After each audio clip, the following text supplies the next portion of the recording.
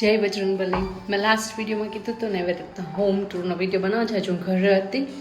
જો હું છે ને અપાર્ટમેન્ટમાં રહું છું, એટલે મારું સેકન્ડ ફ્લોર ઉપર છે. આ આખો જો આવી રીતના છે અપાર્ટમેન્ટમાં. અહીં એકલી છે ને આ 20-20 કિલોની સૂટકેસો ને બધું સામાન ચડાવ્યો તો લિફ્ટ નથી આમાં. અને જો અહીંયાથી નીચે દેખાય ને ઓલું નીચે એન્ટ્રન્સ છે અને ત્યાં છે ને કોડ સિસ્ટમ છે, તો એટલે સેફ છે. હું એકલી રહું ને તો એ જે લોકો રહેતા હોય ને એને જે કોડ ખબર હોય ને વગર એન્ટર ના થાય. આ મારું ઘર ઓબ્વિયસલી આ જોઈને ખબર પડી જાય. નંબર 5 બજરંગબલી મારા. અને જો આ એન્ટ્રન્સ છે, અહીંયાથી 1 બેડનું અપાર્ટમેન્ટ છે મારું. લોક કરી દઉં. આવી રીતના છે. જો અહીંયા આવું બધું રાખ્યું છે મેં, આ બોક્સીસના અંતે. અને આ રેન્ટ ઉપર છે એટલે આ બોક્સને બધું કે ફેંકવું નથી, ક્યારેક પાછું ફેરવવામાં જરૂર પડે ને બધું એટલે. અને બાકી મારા ઓલા પર્સ ને એ જે હું બહાર જતી હોય તો આમાં જે જોઈએ એ લઈને જાઉં. આ એર મેટ્રેસ છે ને, અર્જુન આવ્યો તો તમે વાપરતા હતા, હજી મેં માંથી ઓલું નથી કાઢ્યું, હવા નથી કાઢી. હું ક્યારેક જોતી હોય પાછું ત્યાં ટીવી હોતું હોય તો મને ગમે. અહીંયા આવી રીતના વિન્ડો છે અને આમ જાય ને ઓલી સાઈડ રાઈટ હેન્ડ સાઈડ એટલે ત્યાં સિટિંગ છે. અહીંયા એક બાથ છે. આ બેડરૂમ છે મારો. અને આ મારા ભગવાન, આ મને પપ્પાએ આપ્યા હતા હું ઇન્ડિયાથી જ્યારે આવી ત્યારે. આ ગુરુની માળા, જે હું માળા ફેરવતી હોય. પછી આ તો મારો બજરંગબલી, મારો સાચો હથવારો મારા ઘરમાં.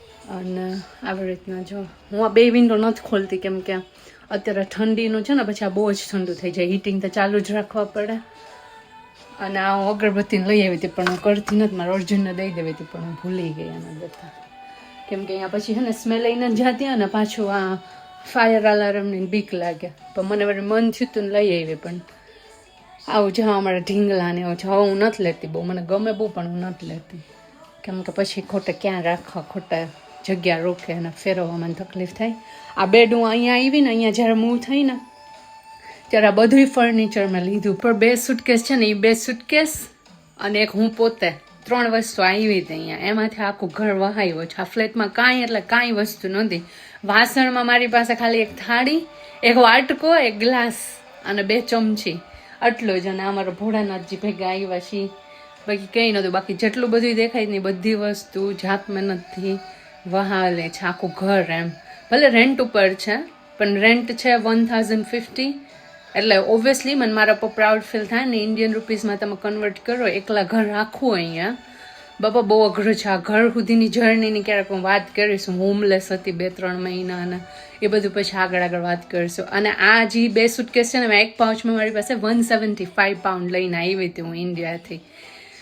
તો એ હજી એમનેમ છે, ભગવાનની, ગુરુની ને બજરંગબલીની દયાથી. સારું છે કે પૈસા જેમનેમ છે મેં રાખ્યા જ, કે જ્યારે હું ઇન્ડિયા પાછી જઈશ ને ત્યારે મારા પપ્પાના હાથમાં મારે પાછા દેવા છે. તો 1 મિનિટ, હવે ક્યાં હતા પાછા? હા, અને અહીંયા છે ને આ શાવર રૂમ છે. 1 બેડના અપાર્ટમેન્ટમાં છે, 2 બાથરૂમ મોટા મોટા. અને વિન્ડોઝને એવું ક્યારેક ઉપર રાખું કેમ કે અહીંયા ખુલ્લું રાખવું પડે. ક્યારેક આ ઓલું થાય ને, અહીંયા મોલ્ડ ને એવું બહુ જ થાય, તો ક્લીન અને ચોખ્ખાઈ તો મને થોડુંક છે જ પહેલેથી ઓસીડી. મને ન મેળ આવે જરાય ગંધાર હોય ને તો મારા નાની માએ મને શીખડાઈને બહુ ચોખ્ખાઈને ઓલું કરાવી દીધું, પણ ઇટ્સ ગુડ. અને આ છે બાથ.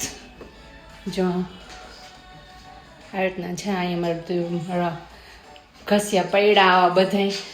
મને તો આ લક્ઝરી જ લાગે ભાઈ, મારી પાસે આવું બધું. એક ટાઈમે તો એવો હતો કે ઓલા અમૂલની દૂધની થેલી છે ને લેવાય ને, તો એનાય પૈસા નહોતા.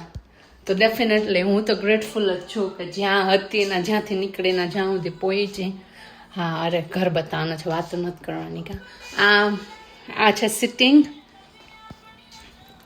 જ્યાં હું મારો આખો દીને કાઢતી હોય. જો આ બધું એ મેં લીધું છે. કંઈ એટલે કંઈ જ નહોતું, કંઈ વસ્તુ નથી. અને આ જો મારા મમ્મીનો ફોટો છે. આ 2 છે ને એમાં મમ્મીના છે ને આ છે એ મારો છે. એટલે ચોખવટ કરવી પડે કે ક્યારેક બધાને એવું લાગે કે બધા એક જ ઓલાના ફોટા છે. કેટલા 15-16 વર્ષ થઈ ગયા જ મારા મમ્મીના એ ઓફ થઈ ગયા ને, પણ મારી પાસે કોઈ દિવસ કરેજ જ નથી. મેં કોઈ દિવસ ફોટો જ ના રાખ્યો, ખબર ન હવે તો એને રોજ હગ કરતી હોય, કિસ કરતી હોય, પ્રે કરું, મને ફીલ થાય બિકોઝ કે મેં કાઉન્સેલિંગ કર્યું આટલા ટાઈમ થયા, હમણાં 6-7 મહિના થઈ જશે હું કાઉન્સેલિંગ કરું છું, તો એના લીધે મારામાં હિંમત આવી કે મેં ફોટો રાખ્યો મારા ઘરમાં. મને લાગે 15-16 વર્ષ લાગ્યા મને એક્સેપ્ટ કરતા જે થયું એ કે વાંધો ને, એમાં બહુ ડીપમાં વાત નથી કરતા. હવે ટીવી હતું નહીં મારી પાસે, હું અહીંયા રહેવા આવી ને ના બહુ મહિના પછી મેં ટીવી લીધું, ત્યાં સુધી મને કંઈ જરૂર નહોતી બહુ, પછી મને થયું કે હવે લઈ લઉં એમ. અને આ તો બોક્સીસના ઇન્ડિયાથી આવ્યા ને, તો આમાં બધી ઓલી તળવાની વસ્તુ હોય ને, પાપડના ને તેને, કેમ કે મારા આને આ કિચન છે, એમાં છે ને બધા ડ્રોઅર્સ ફૂલ થઈ ગયા છે. આ ડાઇનિંગ છે, અહીંયા બહેને જો હું રોજ સવારે બ્રેકફાસ્ટ કરતી હોય, આ મારી જગ્યા છે. અને પછી જોતી હોય અહીંયાથી બધી દેખાય માણસોને જતા હોય ને, મજા આવે જોવાની. જો આવી રીતનું છે. ક્યારેક તો મને એવું જ લાગે, આમ સારો મૂડ હોય ને ત્યારે તો કહું આ તો હોલિડે રિઝોર્ટ જેવું જ ફીલ આવે બિકોઝ, અને મને પહેલાંથી છે ને આવી સેક્શન વિન્ડોનો બહુ જ ઓલો હતું ક્રેઝ, અને અહીંયા આવીને પૂરું થયું જો કેટલા ટાઈમ પછી. ને આ બધા કાર્ડ્સ આ મારી નેબર આપ્યું હતું મને વેલકમ માટે, એ હવે જો બિચારો થોડુંક ઠંડીનું ઓલું થઈ ગયું, અને પાણી આજે આપીશ એવું કરીશ. અને આ બધા ક્રિસમસના હમણાં કાર્ડ આવ્યા હતા, એને આ મને કામેથી આવી રીતે થેન્ક યુ કાર્ડ, ને આ મને જ્યારે હું અહીંયા ઘરે આવી હતી ત્યારનું, ને આવું મેં ઝીણા મોટું જો આવું મને નાની નાની વસ્તુ બધી ગમે ડિટેલવાળી, બહુ મને ભરચકે ના ગમે. અને આ પણ મને ગિફ્ટમાં મળ્યા હતા. અને આ બધા કાર્ડ્સને છે ને એમાં તમારા વખાણ લખેલા છે, જે કોઈ દી જિંદગીમાં બીજા કોઈ તો ન કર્યા, એટલીસ્ટ અહીંયા આવીને વેલ્યુ થઈ. અને બીજું શું છે, બાકી આમાં આ છે ને ફ્રીઝર છે, અહીંયા આવી રીતે બધું છે ને ફિટ છે એમ. આ છે ફ્રીજ છે, અને આમાં તમારો નાસ્તો ને એવું બધું છે. અહીંયા મેં ડસ્ટબિન ને એવું રાખ્યું. અને આ છે ડિશવોશર, પણ હું યુઝ નથી કરતી કેમ કે આપણા અટપટા વાસણ હોય ને એ આમાં ન થાય. બાકી તો બસ આવું બધું ઝીણા મોટી અહીંયા વસ્તુ પડી છે. આમાં મેં ઘઉંનો લોટ ને એવું રાખ્યો છે. આ કેટલ છે, અહીંયા પાણી ગરમ કરવા માટે કેટલ વાપરવી પડે. ઘણા લોકો છે ને આમાંથી ટેપમાંથી સીધું ગરમ પાણી પીતા હોય, પણ ના પીવું જોઈએ, ખબર, એમાં બહુ બધો વધારે ક્ષાર આવે, એટલે કેટલમાં ગરમ કરીને ગાળીને પીવું જોઈએ. અને મેં તો છે ને આ ફિલ્ટર જગ છે, કેમ કે મારે છે ને નળમાં ફિલ્ટર ફિટ નહોતું થતું, એટલે મેં પછી આ ફિલ્ટર જગ લીધો જ. આ છે ને નીચે કોઈ પણ અગર ડોરબેલ વગાડે ને તો અહીંયાથી હું આન્સર કરી શકું, ખોલી શકું લોક, અને વાત પણ કરી શકું એની આવે, એવી રીતે છે. અને આ છે હીટિંગ માટેનું સેન્ટરમાંથી, અહીંયાથી હીટિંગનું સેટિંગને બધું થાય, અને તમે એડજસ્ટ કરી શકો જેમ કરવું હોય એમ. બીજું તો જો આ છે ને ઓલા ફીણા છે. હું નાની હતી ને તો મને બહુ જ ગમતા કરવા, અને હું કેવડી મોટી થઈ ગઈ ને ત્યાં સુધી મારા પપ્પા જ્યારે મેળામાં જાય ને ભવનાથના તો એ ફીણા લઈને આવતા. હું હમણાં એક દિવસ ક્યાંક ફરવા ગઈ હતી ને તો મેં જોયા, તો મેં લીધા, તો હું મિસ કરતી હતી કે યાર પપ્પા છે ને એવરી ટાઈમ લઈને આવતા, અને હું પપ્પાને બતાવતી હતી. એમ કરતી તો નથી હવે હું શું કરું, પણ ક્યારેક આપણે એવી નાની વસ્તુ જોઈએ ને આપણા ચાઇલ્ડહુડની તો આપણને મજા આવે ને. તો બસ એ ખાલી નાની નાની વસ્તુમાં જ ઓલું હોય ને હેપીનેસ ગોતવાની. એવું જેમ મોટા થાય એમ મોટા મોટા સપના હોય, એ મોટા મોટા સપના તો પૂરા થતાં વાર લાગે, પણ એ અચીવ કરતાં કરતાં નાના નાના વસ્તુમાં ખુશ થવાનું એવું શીખ્યું મેં. જો આ બંધ દરવાજાની પાછળ આપણે જોતા હોય ને ઇન્સ્ટાગ્રામના વિડીયોમાં ને એમાં કે લિવિંગ અલોન ને, એ લોકોની પાસે ચોઈસ ના હોય, બિચારા ખબર હોય કે ભાઈ એક્સપેક્ટેશન્સ હાઈ હોય, ખોટું તરત પકડી લેતા હોય, ખબર. અમે પહેલાં એકાદા વિડીયોમાં કદાચ વાત કરેલી છે. તો પછી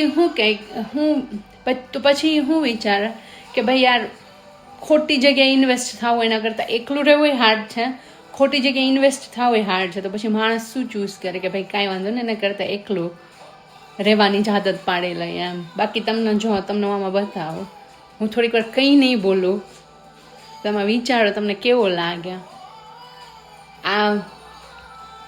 આ જે સાયલન્સ છે ને એકલા રહેવામાં ઘણી વખત, કે રોજ થોડી સારો મૂડ હોય, તમે રોજ આમાં હા પછી માણસ શીખી જાય, ટેવ પડી જાય બરાબર, પણ એ ટેવ પાડવા સુધીમાં ફીણા આવી જાય ભાઈ, એમને નથી ટેવ પડતી.